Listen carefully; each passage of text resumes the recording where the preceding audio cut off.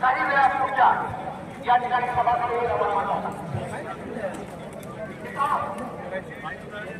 संतोष देशमुख यांची हत्या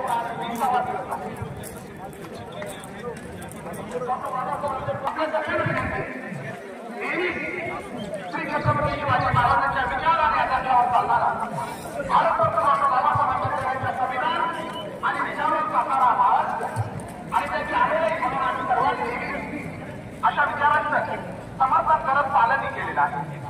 आपल्या सगळ्यांना विनंती आहे, हा मोर्चा विनंती आहे आणि समस्त बीड जिल्हा नव्हे या मराठवाड्यामध्ये अशा गुन्हेगारी व्यक्तीला हद्दपार करण्यासाठी असा हा मोर्चा या ठिकाणी येत आहे.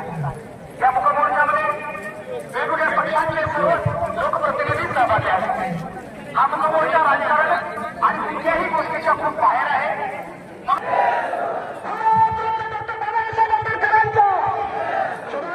हा आवाज पाहिजे आणि आवाजापुढे निश्चित या देशातील राजसत्ता नक्कीच झुकेल. कारण आजपर्यंत आपण कमजोर पडलो आणि म्हणून या काही घटना या ठिकाणी होत आहेत.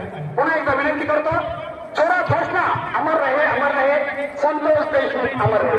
कारण असा एक सरपंच यांच्या या ठिकाणी संदर्भ म्हणून सांगतो की जवळचा नातेवाईक ते आहे आणि असा व्यक्ती जो मामाच्या गावात येऊन राजकारणासारख्या क्षेत्रामध्ये तब्बल 3 पंचवार्षिक नसाजोगचे सरपंच बनून राहिले. यासाठी आपल्याला माहिती आहे आज राजकारणात गावची माणसं जोडून राहणं किती अवघड आहे.